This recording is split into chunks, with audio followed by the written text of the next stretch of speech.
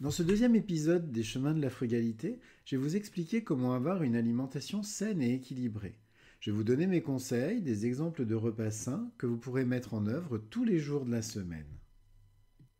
Pour la petite anecdote, j'ai pendant très longtemps souffert de problèmes de poids. Pendant plus de 10 ans, j'ai passé mon temps à faire des yo-yo en maltraitant mon organisme pour parvenir à ressembler à une image que je me faisais de moi, mais qui, je l'ai compris bien plus tard, était plutôt héritée de stéréotypes que je voyais à la télévision ou encore sur Internet.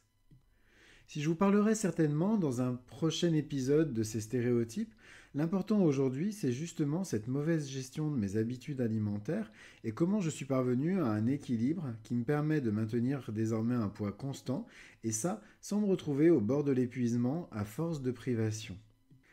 Bien entendu, et je préfère le dire d'emblée, je ne suis pas nutritionniste. Ce dont je vais vous parler dans ce billet, ce n'est que de ma toute petite expérience sur ma toute petite vie. Mais peut-être que cette expérience vous permettra, via mes conseils, de reconsidérer vos choix alimentaires pour parvenir à obtenir un régime sain, varié et adapté à votre organisme et à votre style de vie. Mais pour commencer, je voudrais qu'on se pose la question, une alimentation saine et équilibrée, qu'est-ce que c'est? Eh bien c'est bien simple, c'est tout ce que j'ai pas eu pendant toute la période où j'éreintais mon corps à force de le faire maigrir à l'extrême, puis de lui faire reprendre du poids, et parfois beaucoup plus que le poids que j'avais perdu auparavant. Bien manger, c'est-à-dire parvenir à équilibrer son assiette tous les jours, c'est essentiel pour votre santé, votre bien-être et votre équilibre physique et mental. Car oui, votre alimentation a aussi un impact sur votre état d'esprit.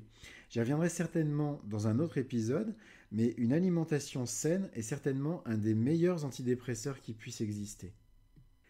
Avoir une alimentation saine et équilibrée, ça consiste à consommer des aliments à la fois variés et nutritifs, tout en respectant la quantité adéquate de calories dont a besoin votre corps pour fonctionner correctement. C'est-à-dire la quantité de calories non seulement pour que votre corps puisse fonctionner, mais aussi pour que celui-ci puisse soutenir toutes les activités de votre journée, comme par exemple une activité sportive. Les aliments que vous consommez à chaque repas doivent être variés, riches en vitamines, minéraux, en oméga 3 et en fibres. Adopter une alimentation saine et équilibrée en consommant les bonnes graisses, des protéines, des glucides complexes, ça vous permettra non seulement de nourrir votre corps, mais aussi d'augmenter votre niveau d'énergie. Quels aliments faut-il consommer pour avoir une alimentation saine et équilibrée? Si je me remémore le contenu de mon assiette à l'époque où je faisais un peu n'importe quoi, je réalise que ce contenu oscillait entre deux extrêmes. Premièrement, il y avait de longues périodes pendant lesquelles je mangeais quasiment que des crudités, et je me privais non seulement de tous les aliments plaisir, mais aussi par la même occasion de tous les nutriments qui sont indispensables pour ma santé. Et puis, il y avait des périodes d'excès, souvent liées à un lâcher-prise suite à trop de privation, et pendant lesquelles je faisais absolument n'importe quoi. Beaucoup de gras, beaucoup d'alcool, tout y passait, l'objectif c'était purement et simplement de combler ma frustration. Pour avoir une alimentation équilibrée, j'ai appris que ce qui était important c'était de consommer des aliments sains. Un bon équilibre alimentaire nécessite des produits laitiers, des protéines maigres, des légumes frais, des fruits, des céréales complètes, des graisses saines. Les produits à privilégier comprennent des grains entiers, des fruits, des légumes frais, des œufs, de la viande blanche, du poisson ou encore des produits laitiers. Si vous êtes végétarien ou vegan, c'est pas un problème non plus. Il existe d'excellentes alternatives à la viande, aux œufs ou encore aux produits laitiers qui vous permettront de composer des assiettes à la fois gourmandes et très équilibrées. Attention juste au cas du régime à 100% végétalien, il faut juste bien penser à vous supplémenter en vitamine B12. En ce qui concerne les gras, qu'il ne faut surtout pas supprimer de votre alimentation, je l'ai appris à mes dépens, optez pour des huiles végétales non raffinées, comme par exemple de l'huile d'olive ou de l'huile d'avocat, mais toutes les huiles végétales non raffinées feront très bien l'affaire. De même, limitez la consommation de sucreries ou encore de viande rouge qui est très riche en gras saturés. Et essayez de supprimer complètement tous les aliments industriels et ultra transformés de votre assiette. Maintenant, je vais vous expliquer comment j'ai réussi à incorporer des repas plus nutritifs dans ma routine quotidienne. Car le mot est lâché, c'est le mot le plus important pour parvenir à un bon équilibre alimentaire, c'est le mot routine. Avoir une routine alimentaire quotidienne, ça ne signifie pas bien entendu manger tous les jours la même chose. Pour avoir testé, j'ai fait à peu près toutes les conneries possibles et imaginables. Vous ne parviendrez qu'à vous lasser, ce qui renforcera votre frustration et vous donnera 2 fois plus envie de vous lâcher. Une routine, ça signifie 3 choses. Premièrement, planifier vos repas. Deuxièmement, comprendre les quantités des différents aliments qui doivent composer votre assiette. Et troisièmement, vous laissez aussi une marge pour du plaisir, parce que sinon vous allez vous épuiser. Après, il y a plusieurs éléments à prendre en compte. Par exemple, pour commencer, votre budget. Inutile d'acheter des aliments complètement fous si vous n'en avez pas les moyens. Vous pouvez tout à fait avoir une alimentation très équilibrée avec des aliments très simples. Ensuite, essayez dans la mesure du possible d'acheter des produits de saison, locaux et pourquoi pas biologiques. Les produits de saison ou locaux sont souvent moins chers, ce qui vous permettra de préserver votre budget. Enfin, préparez vos repas à l'avance en adoptant le batch cooking. Préparez en une seule fois tous vos repas de la semaine, ça vous permettra d'avoir en permanence des repas sains à disposition et ça vous évitera de succomber aux tentations. Enfin, une dernière chose, ritualisez chaque repas. Il faut s'installer à table, prendre son temps et manger, c'est pas un sprint, il faut vraiment essayer de savourer chaque bouchée. Maintenant, je vais vous donner quelques exemples de menus sains et équilibrés. Alors des exemples de petit déjeuner, de dîner ou même de collation qui sont savoureux, sains et nutritifs et qui peuvent être adaptés à vos différents goûts personnels. Premièrement, pour le petit déjeuner, vous pouvez par exemple manger un bol de céréales complète avec un yaourt, qui soit d'ailleurs laitier ou végétal, avec des baies par exemple, des framboises, ce genre de choses. Un smoothie aussi, vous mixez une banane avec du lait, avec de l'avocat, etc. Et ça va être une excellente source de protéines. Vous pouvez utiliser du lait d'amande, du yogourt. Pourquoi pas aussi une omelette avec des légumes ou du fromage faible en gras. Vous pouvez aussi avoir une option végétale avec un truc qui est délicieux, c'est la brouillade de tofu. Vous pouvez aussi faire des pancakes au yaourt ou encore à la banane. Personnellement, j'ai fait le choix de ne pas prendre de petit déjeuner. Je pratique le jeûne intermittent depuis maintenant plusieurs années et ça m'a beaucoup aidé. À vous de déterminer si vous avez vraiment besoin ou non de ce repas qui n'est pas nécessairement le plus important de la journée comme on veut bien nous le faire croire.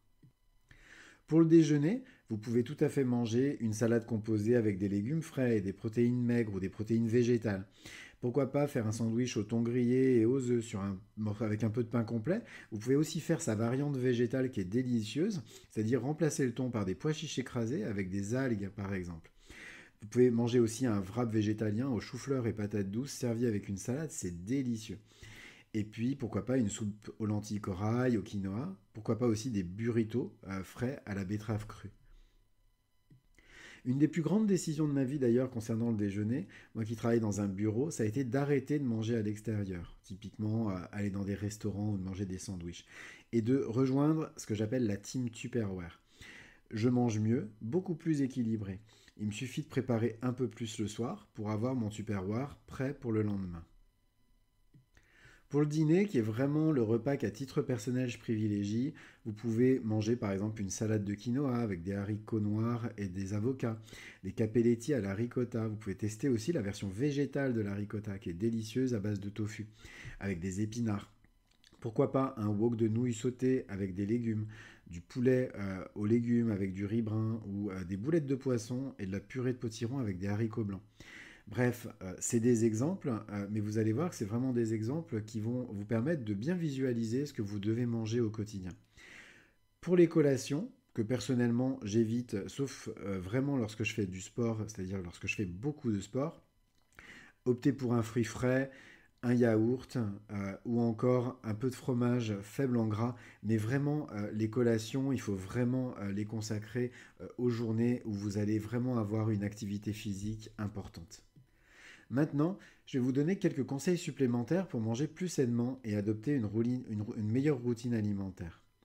Pour maintenir un poids santé, profiter pleinement des bienfaits des repas que vous mangez, il est important de bien prendre conscience de tout ce que vous consommez.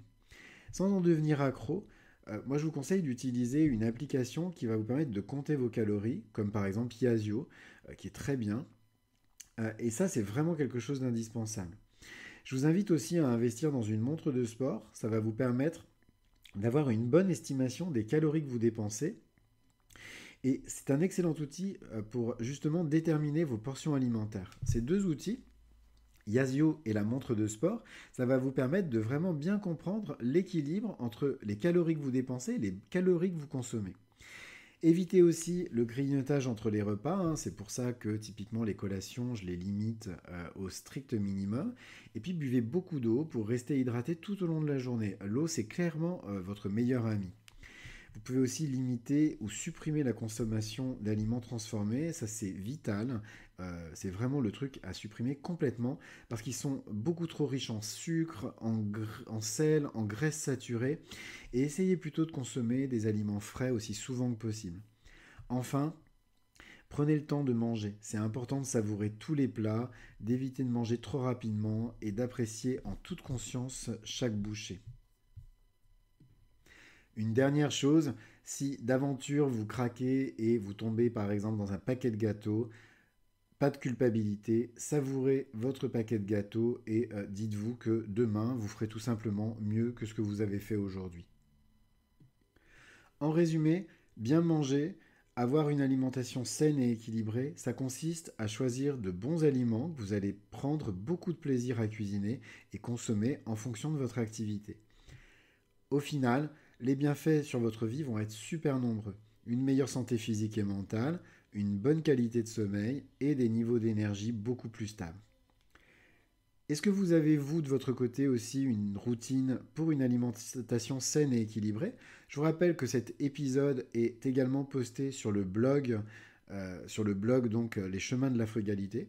N'hésitez pas à me dire en commentaire sur l'article de blog quelle est votre routine alimentaire. Ce sera avec un immense plaisir que j'échangerai avec vous sur ce sujet. Je vous remercie et puis je vous dis à très bientôt pour un prochain épisode. Au revoir.